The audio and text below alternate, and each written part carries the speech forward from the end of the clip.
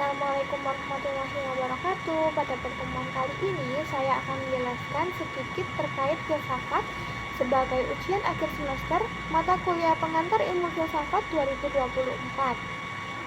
Sebelumnya, perkenalkan saya Tamota Rahmawati dengan NIM 23040104038 dari Fakultas Ilmu Pendidikan Program Studi Pendidikan Pancasila dan Kewarganegaraan.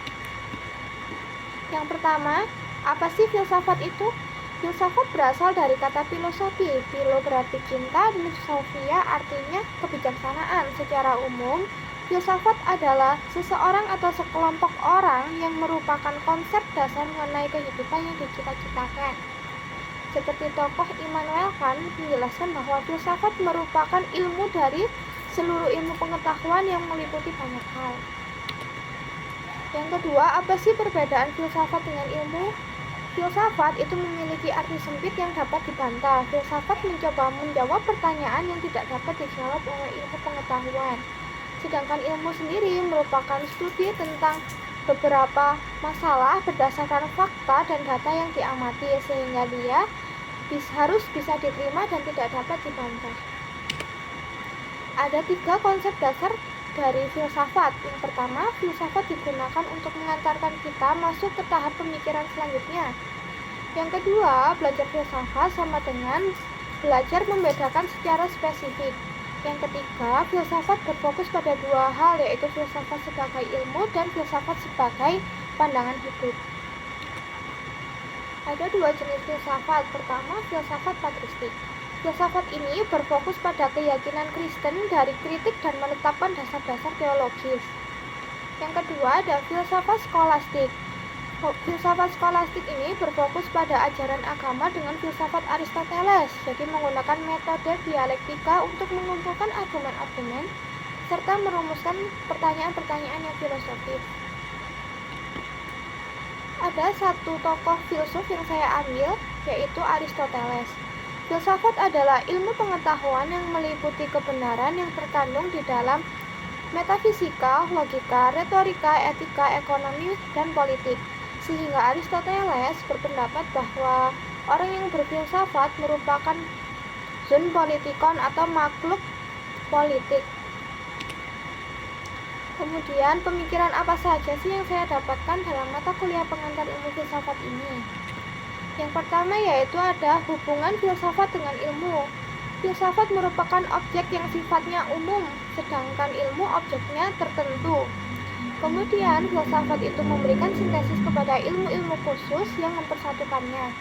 Yang ketiga, filsafat memberikan ilmu pengetahuan dan pemahaman yang lebih mendalam terkait sebab akibat.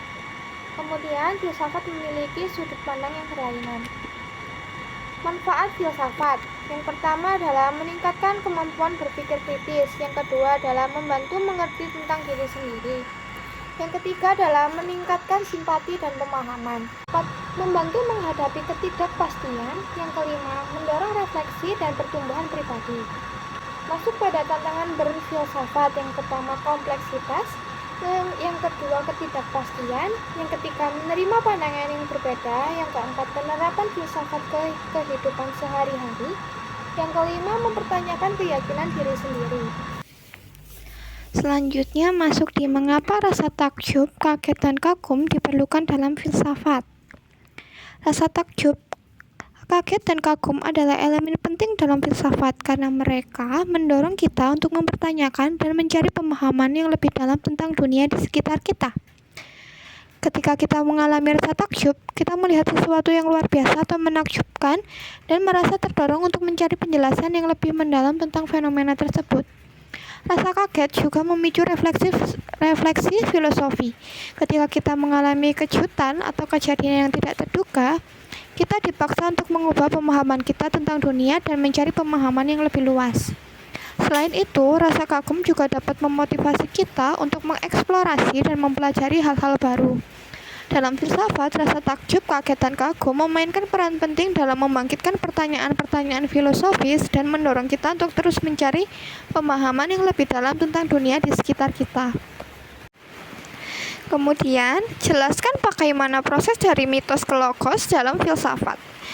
Proses dari mitos ke logos dalam filsafat merupakan pergeseran dari pemahaman dunia yang didasarkan pada mitos dan cerita ke pemahaman yang lebih rasional dan berlandaskan pada logika dan penalaran. Proses ini terjadi dalam perkembangan pemikiran manusia di dunia kuno, terutama di Yunani kuno. Pada tahap awal, manusia cenderung menjelaskan fenomena alam dan kehidupan dengan menggunakan mitos dan cerita yang melibatkan dewa-dewa dan kekuatan supranatural. Namun, dengan berkembangnya pemikiran rasional dan keinginan untuk mencari pemahaman yang lebih mendalam tentang dunia, muncullah pendekatan yang lebih sistematis dan logis yang dikenal sebagai logos. Logos adalah pemikiran yang berdasarkan pada penalaran, logika, dan pengamatan empiris.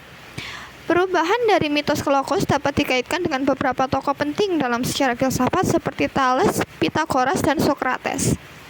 Proses ini mengarah pada perkembangan ilmu pengetahuan dan filsafat seperti yang kita kenal sekarang. Dalam proses dari mitos ke logos, manusia bergerak dari penjelasan yang berbasis pada kepercayaan dan mitos ke pemahaman yang lebih rasional, logis berdasarkan pada pengamatan empiris. Ada beberapa kesimpulan yang dapat diambil dari mata kuliah pengantar ilmu filsafat ini. Filsafat adalah usaha manusia untuk mencari pemahaman yang lebih tentang dunia dan keberadaan manusia itu sendiri, melalui penalaran atau logika, bukan melalui keyakinan dan emosi. Kemudian, pertanyaan-pertanyaan tersebut dijadikan sebagai pertanyaan sebagai eksistensi. Dalam epistemologi, filsafat merupakan pengetahuan tentang bagaimana kita memperoleh pengetahuan yang benar. Dalam bidang etika, filsafat membahas apa yang harus kita lakukan, baik atau buruk. Yang keempat adalah metafisika. Filsafat membantu kita untuk apakah ada entitas atau kekuatan yang tinggi di luar nalar kita. Yang kelima, dalam hal logika kita